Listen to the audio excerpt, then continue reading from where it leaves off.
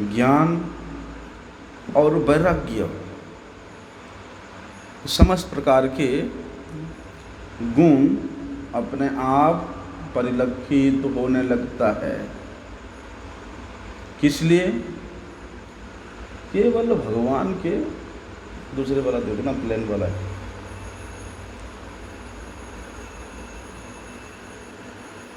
भगवान की सेवा करने का, भगवत भक्ति करने का यही फल है। मुकुंद सेवा का फल है कि समस्त गुण, धर्म, ज्ञान, वैराग्य, समस्त गुण भक्त में अपने आप देखने को मिलता है, परिलक्षित तो होने लगता है। विशेष रूप से देखा जाता है, देवताओं में कितना गुण होता है? 50। देवताओं में 50 सद्गुण होता है। तो जो भगवान के भक्त होते हैं उनमें भी उन देवताओं के 50 गुण विराजित होते हैं। लेकिन जो भगवान का भक्त नहीं है, जिसके हृदय में हरि भक्ति नहीं है, वो व्यक्ति अनेक प्रकार की अभिलाषाओं से युक्त होकर के ज्ञान के द्वारा, कर्म के द्वारा, योग के द्वारा और ये शरीर और शरीर संबंधी विषयों भोगों के प्रति आसक्त होकर के वे केवल लाभ, पूजा, प्रतिष्ठा प्राप्त करने के लिए धावित तो होता है।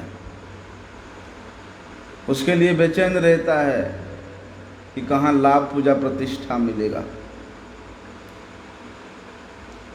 इसलिए भक्ति करने मात्र से जिस प्रकार से धर्म, ज्ञान, वैराग्य अर्थात समस्त प्रकार के सद्गुण अपने आप भक्त के हृदय में विराजित हो जाता है, बोलते उसी प्रकार भगवान के भक्ति करने मात्र से जितना भी अभिमान है, देहाभिमान है, वो देहाभिमान का अहंकार भी, मिथ्या अहंकार भी अपने आप नष्ट हो जाता है।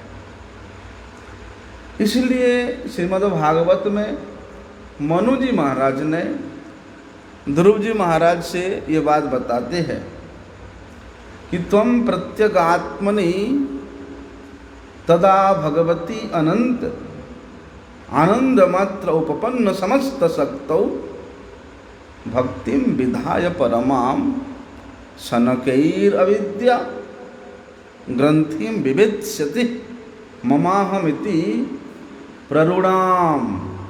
मनु जी महाराज ध्रुव जी से बता रहे हैं कि देखो कि अगर तुम ऐसा करोगे, कैसा करोगे कि भगवती अनंते, भगवान श्री अनंत के श्री चरणों में भक्ति भाव से, सेवा भाव से युक्त होगे तो वे सर्वशक्ति संपन्न परमानंद स्वरूप सबके हृदय में अंतर्जामी के रूप में अवस्थित वे भगवान क्या करेंगे? तुम्हारे हृदय में, तुम्हारे अंतर में सुदृढ़ भक्ति का जागृत करा देंगे। और भगवान श्री कृष्ण के प्रति, भगवान अनंत के प्रति अगर तुम्हारे हृदय में इस प्रकार सुदृढ़ भक्ति जागृत हो जाता है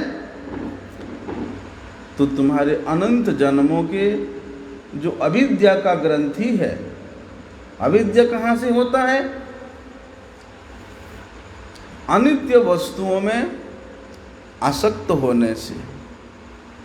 अनित्य वस्तुओं में मैं और मेरापन रखने से अविद्या आता है। तो वे अविद्या किस प्रकार से दूरीभूत होता है? केवल मात्र भगवती कार्य करने से, भगवत सेवा करने से, भक्तों की सेवा करने से। और दूसरा कोई उपाय नहीं है। क्योंकि ऐसा देखा जाता है, साधक जो भक्ति प्राप्त करने का इच्छुक साधक है, वो किस प्रकार से अपने स्वरूप को अनुभव करता है। जब तक साधक अपने स्वरूप को अनुभव नहीं करेगा, कल विषय में हम लोगों ने विशद चर्चा किया था। क्या स्वरूप है कि मैं भगवान का दास हूँ। जब तक साधक इस स्वरूप के स्थिति में स्थित नहीं होगा, तब तक वो अहितुकी, अव्यभिहता, पराभक्ति का अनुशीलन नहीं कर सकता। बाहरी क्रिया में देखने पर लगेगा कि वे भक्ति का अनुशीलन कर रहा है, लेकिन वो सामने वाला साधक जब अपने स्वयं के स्वरूप को नहीं पहचाना, स्वरूप स्थिति में स्थित नहीं हुआ, तो फिर किस प्रकार का भक्ति हुआ उसका। और स्वरूप क्या है? जीव भये कृष्णेर नित्य दास। नित्य दासत्व स्थिति में स्थित होने के बाद उसका दूसरा कोई और अभिलाषा नहीं रहता है। कर्म के प्रति, ज्ञान के प्रति, ये सब अन्याभिलाष उसके हृदय में तनिक भी नहीं रहता। अब दास है, दास का कार्य क्या है? स्वामी का सेवा करना, स्वामी का आनंद विधान करना, स्वयं स्वामी बनना नहीं, हमेशा दास रूप से ही रहना। तो वहाँ कह रहे हैं कि जब तक इस स्थिति में साधक स्थित नहीं होता है, तब तक वे उस अहेतु की अव्यभिहता भक्ति का अनुशीलन नहीं कर सकता।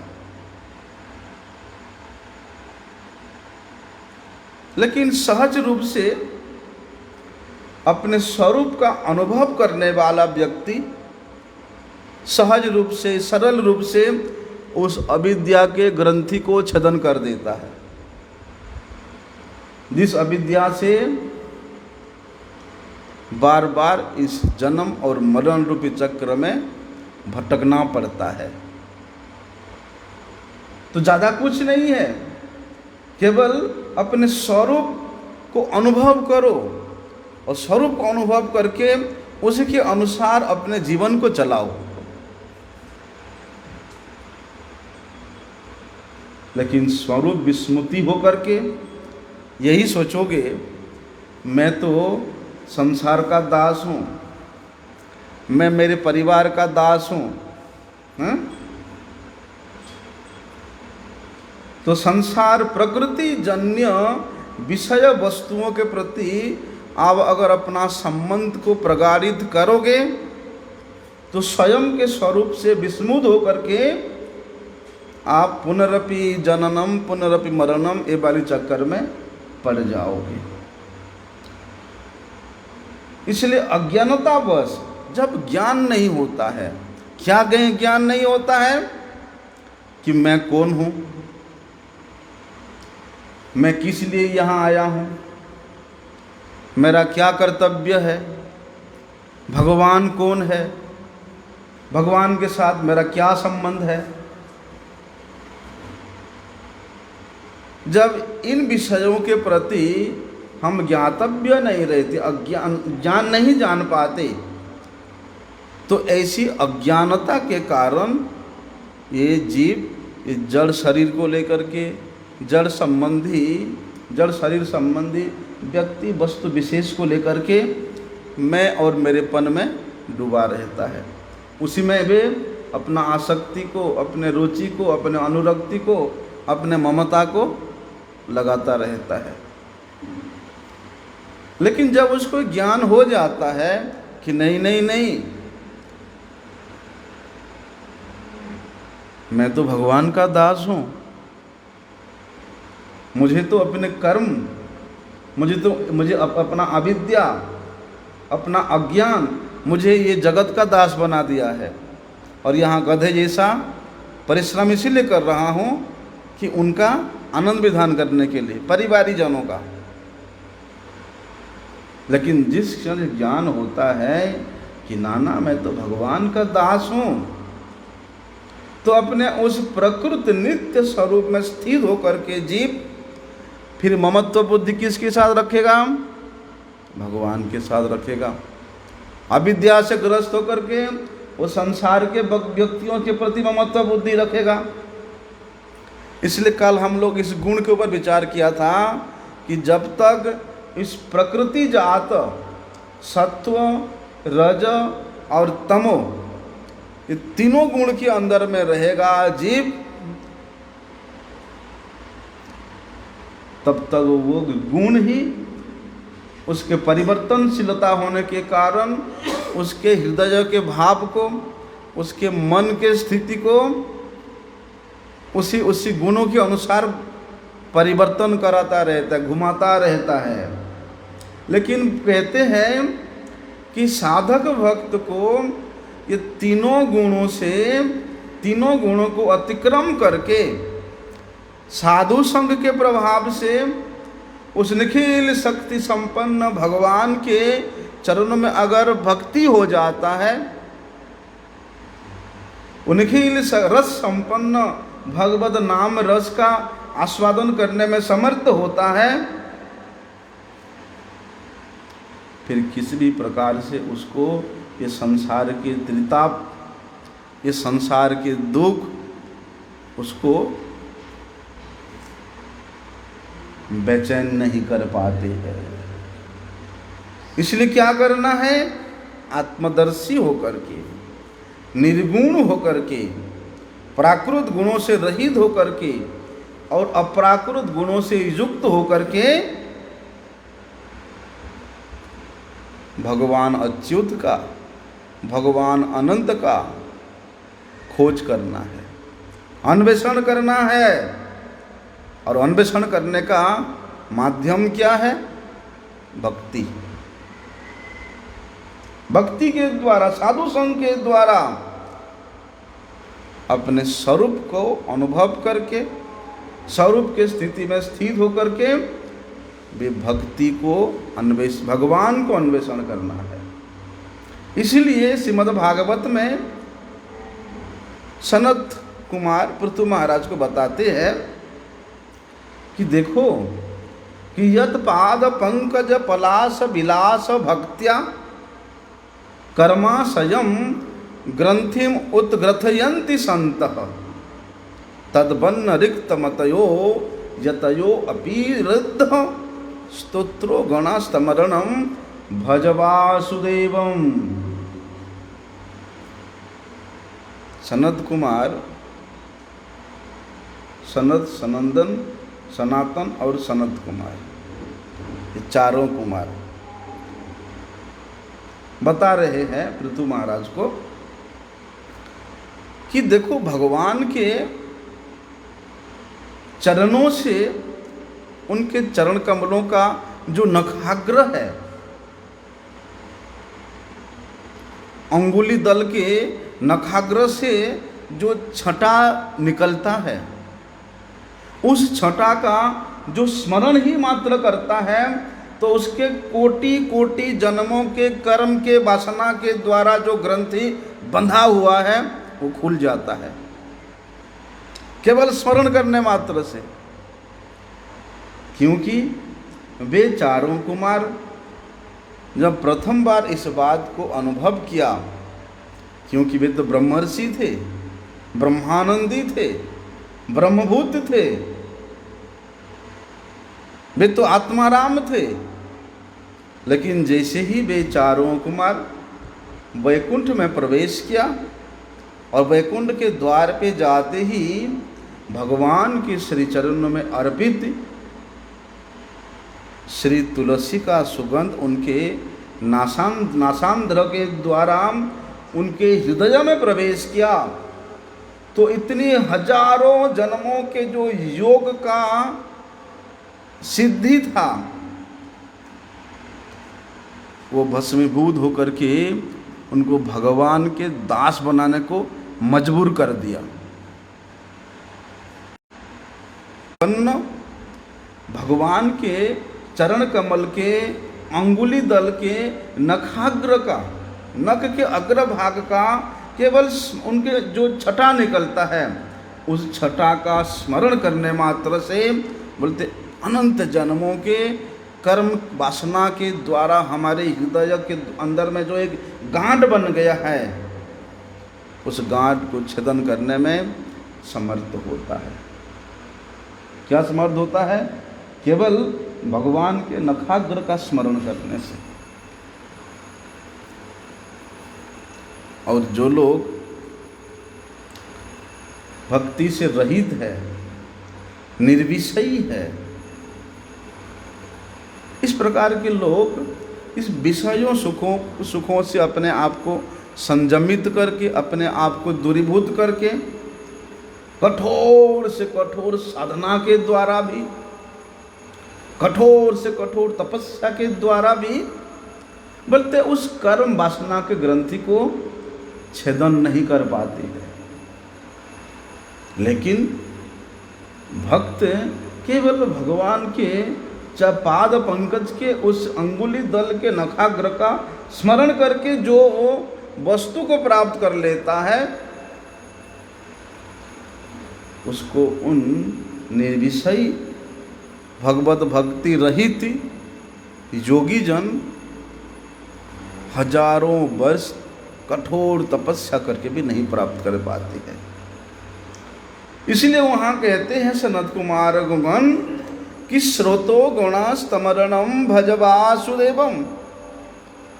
बोलते हैं उस ज्ञान योग की चेष्टा को त्याग करके, छोड़ करके क्या करने को बोल रहे हैं?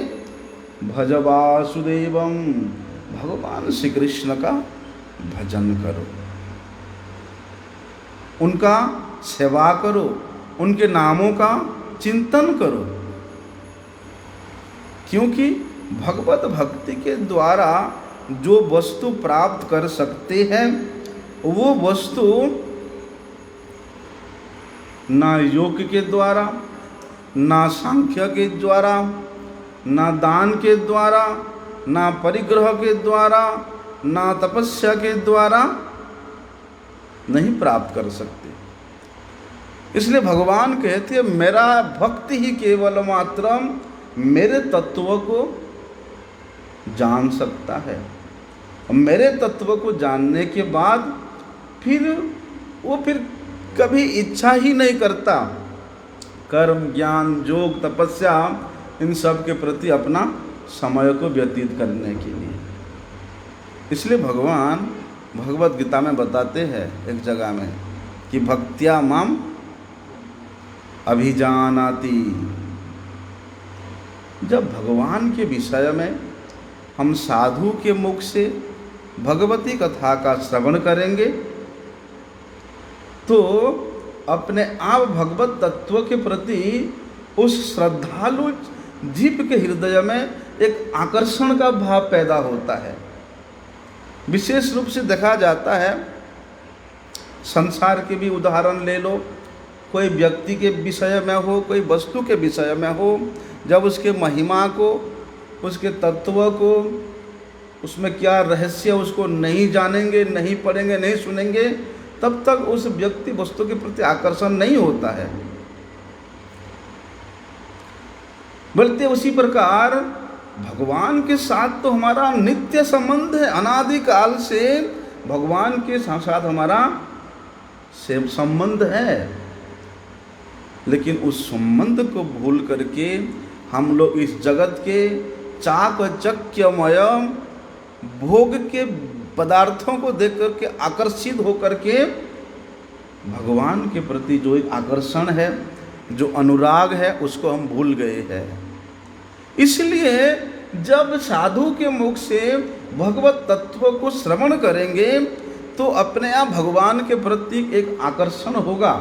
क्योंकि भगवत तत्व में, भगवत नाम में ऐसे एक खिंचाव है, ऐसे एक आकर्षण है कि इस विषय में अपना मति को लगाओ तो सही, अपना समय को लगाओ तो सही।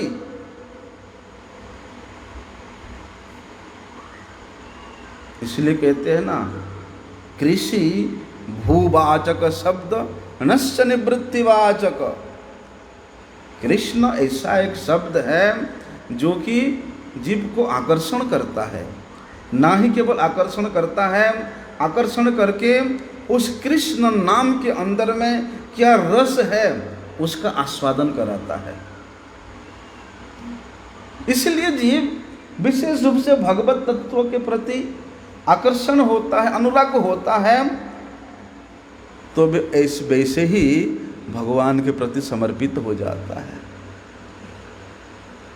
अरे संसार में किसी सुंदर लड़की के विषय में सुन करके देख करके अगर प्रेम होता है तो उसके प्रति समर्पित कर देता है अपने आप को, हैं? और भगवत तत्व को जान करके, भगवत रस का आस्वादन करके, भगवान के प्रति अनुराग हो करके, भला ऐसा कौन मूर्ख होगा जो उनके प्रति समर्पित नहीं होगा।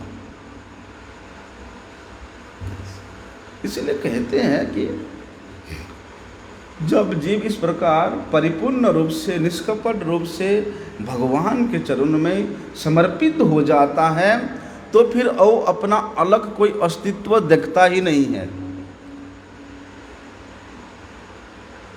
और जब तक अलग अस्तित्व देखता रहेगा कि मैं ये हूँ, मैं वो हूँ, हैं? अपना अस्तित्व को जब तक वो अलग देखता रहेगा तब तक वो परिपूर्ण रूप से भगवान के चरणों में शरणागत नहीं हुआ है। और भगवान के चरणों में शरणागत जीव का ऐसे विशेष लक्षण है कि उसके हृदय के किसी कोना में भी अहंकार का भाव सूक्ष्म रूप में भी नहीं रह सकता। और इस प्रकार इस सिद्धांत का मूर्तिमंत अगर कोई उदाहरण देखने को मिलता है वे हमारे गुरुजी में दिखने को मिलता है। लेश मात्र भी गुरुजी में कोई सोच भी नहीं सकता कि उनमें अहम भाव है, क्योंकि वे अपने गुरु के प्रति, भगवान के प्रति जो पूर्ण शरणागति है, तो पूर्ण शरणागति जीव का जब अपना कोई अलग अस्तित्व और अलग स्थितत्व ही नहीं मानता है तो उसमें फिर किस प्रकार का अभिमान आ सकता है। बोलते इस प्रकार के साधक के हृदय में प्रेम भक्ति का लक्षण अपने आप प्रादुर्भाव होता है। वास्तविक रूप से प्रेम स्वरूपा प्रेम भक्ति ऐसे भक्तों के हृदय में प्रादुर्भूत होती है। अरे शरणागति का तो वहाँ यहाँ तक बताया है कि मैं इस संसार में हूँ, ऐसे कि मैं ये शरीर में स्थित हूँ, मैं ये शरीर के द्वारा ये सब सेवा कार्य कर रहा हूँ, ये सूक्ष्म अहंकार भी नहीं रहता है।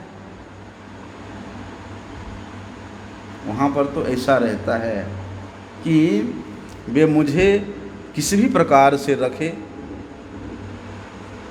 कैसे भी रखे, सब उसके मर्जी है। देखा ना गुरुजी के जीवन में, हाँ? अपने गुरुजी के प्रति कितना समर्पण गुरुजी में।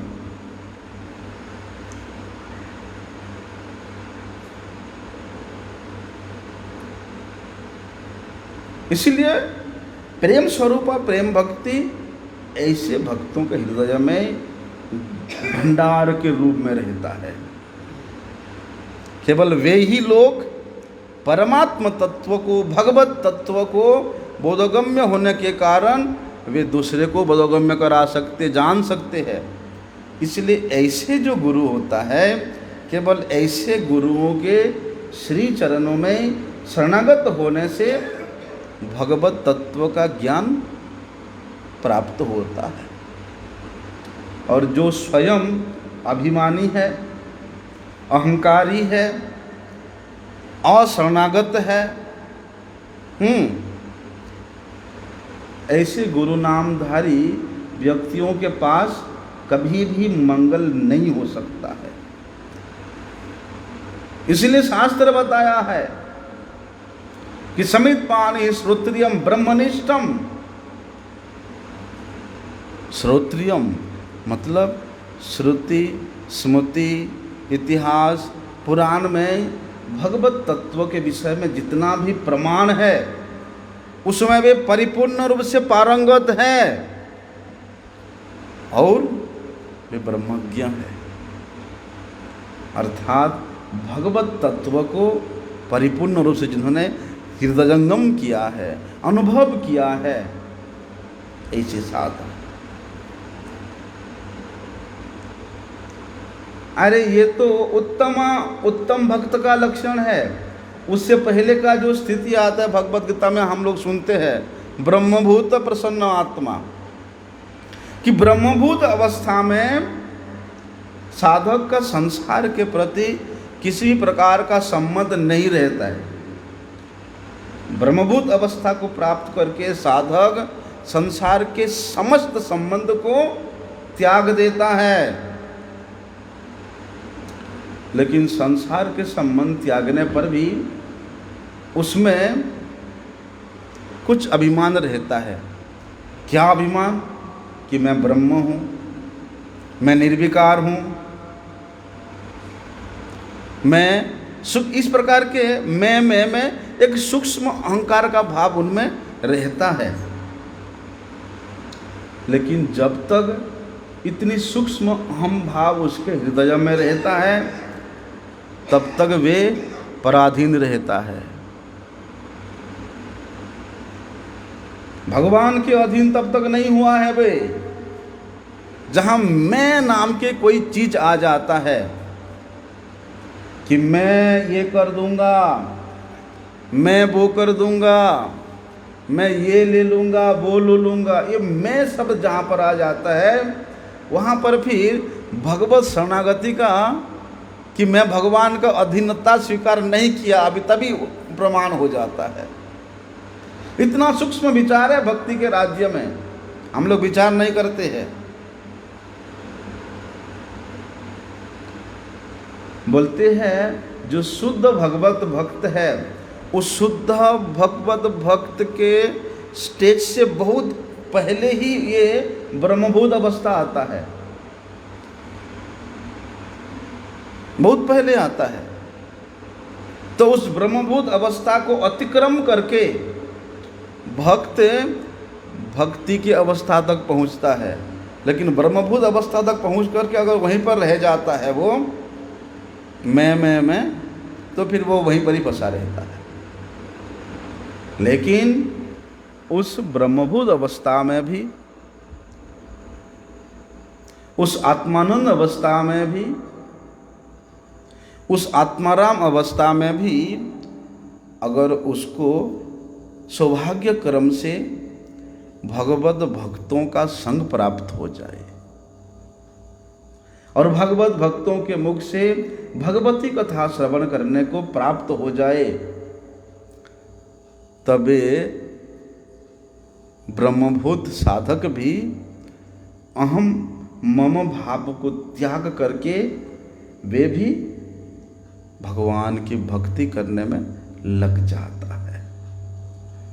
क्योंकि ये जो अहम भाव है ये संसार का है, प्रकृति का है। इसलिए प्रकृति जात किसी भी वस्तु को लेकर के, किसी भी गुण को लेकर के, किसी भी प्रकृति जात भाव को लेकर के अगर आप रहोगे तो उस निर्गुण भगवान के निर्गुणा भक्ति में लिप्त नहीं हो सकते हो। क्योंकि जो प्रकृति, जो संसार, वे स्वयं पर है, वे स्वयं पराधीनता की स्थिति में रहते हैं, तो वे तुमको किस प्रकार से स्वाधीनता कर सकते हैं। इसीलिए भगवान के प्रति आकृष्ट होने से जेन के न उपाय न, किसी भी प्रकार से मनः कृष्ण निवेशित, मन को श्री कृष्ण के प्रति आकृष्ट करने से उसके हृदय में भी पराभक्ति प्रादुर्भूत होता है, और इस पराभक्ति के द्वारा ही ये अहंकार का भाव दूरीभूत हो सकता है। ऐसा इसीलिए कहते हैं, कई जगह में शास्त्रों में ऐसा सुनने को मिलता है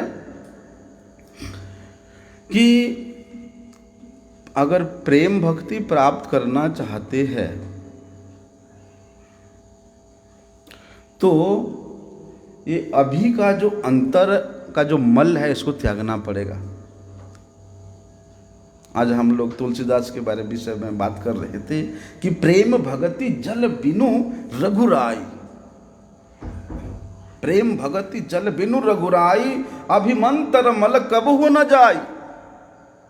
कि भक्ति के बगैर ये हृदय का मल कभी दूरीभूत नहीं होता है। इसलिए वहां पर क्या बता रहे हैं मनु जी महाराज ध्रुव जी को कि बेटा, कि उस भगवान आनंद के चरणों में केवल भक्ति भाव का उत्पन्न होने मात्र से ये जो अहंकार है, मैं और मेरापन का जो भाव है, ये अपने आप दूरीभूत हो जाएगा।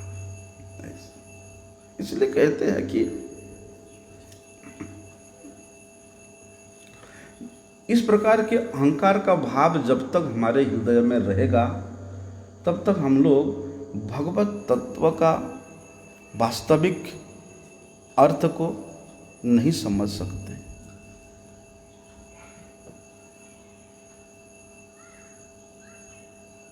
इसलिए आज हम लोग चतुश्लोकी भागवत के विषय में एक थोड़ा वर्णन करे थे। जावान हम यथा भाव यद रूप गुण कर्म का, हाँ, कि मेरा जो रूप है, मेरा जो तत्व है, मैं जिस प्रकार का हूँ उसको केवल मेरे अनुग्रह से ही तुम जान सकते हो। और भगवान का अनुग्रह तभी होता है जब हम श्रीमन महाप्रभु जी के शिक्षाष्टक के तृतीय श्लोक में खरे नहीं उतरते हैं। तृणादपि सुनिचेन तरोरपि सहिष्णुना अमानीन मानदेन कीर्तनीय सदा। जब उस स्थिति में स्थित नहीं होंगे तब तक भगवान की कृपा प्राप्त नहीं हो सकता है। और भगवान के कृपा के बगैर अपने स्वयं के विद्वता से, स्वयं के पांडित्यता से, स्वयं के शास्त्रज्ञता से हम लोग कभी भी भगवान के रूप को, भगवान के गुण को, भगवान के तत्व को, धाम के तत्व को नहीं जान सकते, नहीं समझ सकते हैं। इसलिए जावान हम यथा भाव हो, कि मैं जिस प्रकार का हूँ वो केवल मेरा आश्रय लेने मात्र से ही, अनन्य भाव से, दृढ़तापूर्वक मेरे साथ संबंध रखते हुए ही जीव मेरे उस समग्र रूप को जान सकता है, अनुभव कर सकता है।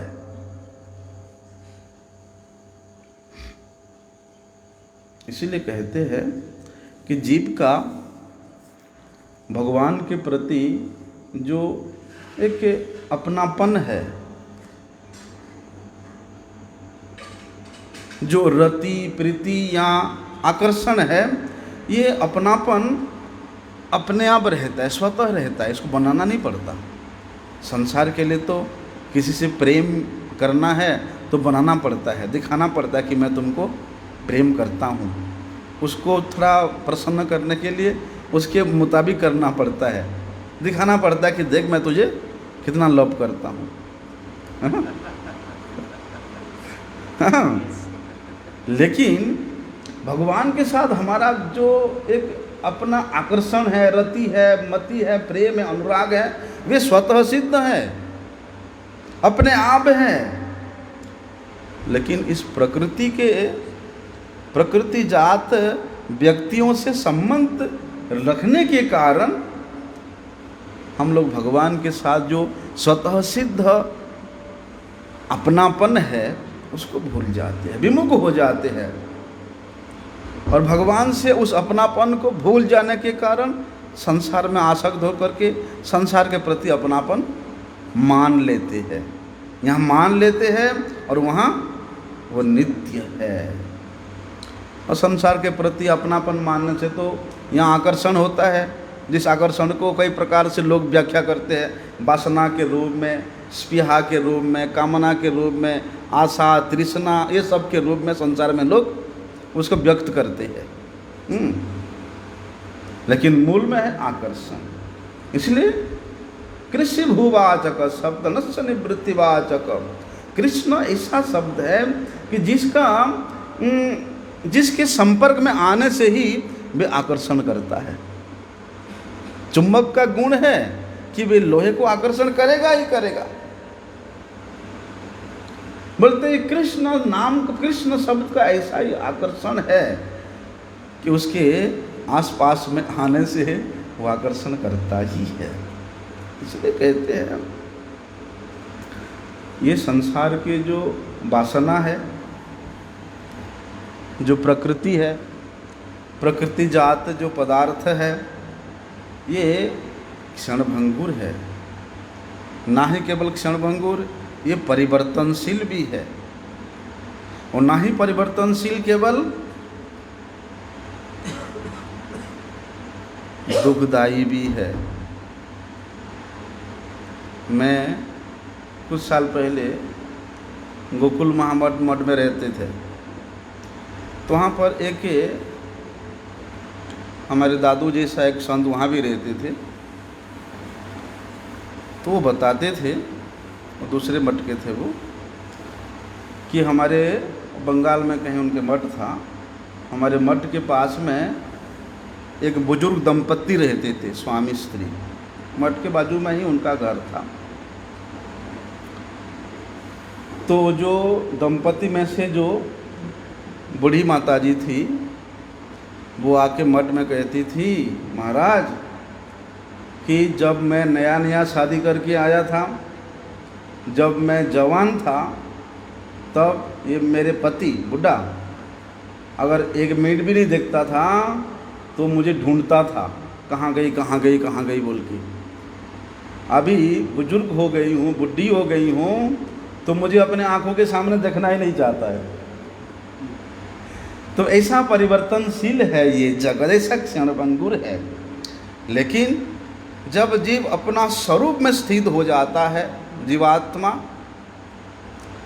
उसको ये संसार के परिवर्तन से कोई लेना देना नहीं रह जाता, क्योंकि उस स्वरूप स्थिति में स्थित होकर के वे जीवात्मा ये अनुभव करता है कि मैं स्वयं नित्य हूँ, चिन्मय हूँ, अपरिवर्तनशील हूँ।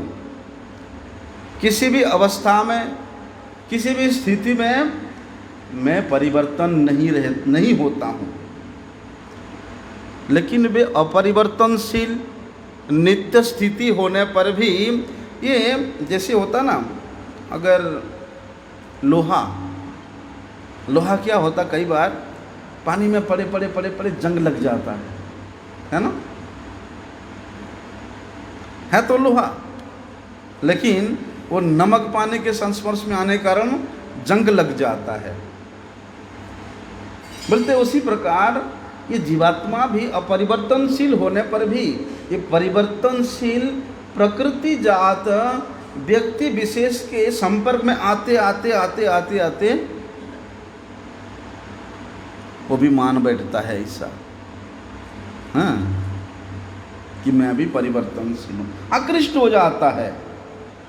इससे उसको मिलता तो कुछ है नहीं, कुछ मिलता है, कुछ नहीं मिलता है, सिवाय भ्रम के, सिवाय वासना के, सिवाय दुख के, सिवाय इस जन्म मरण चक्र के, सिवाय कुछ मिलता ही नहीं है उसको। महान दुख पाता है।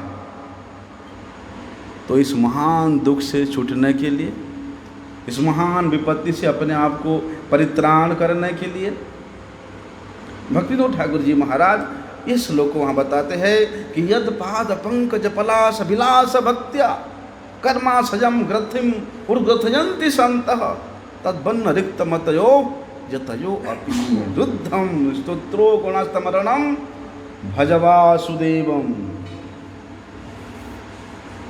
करुणा।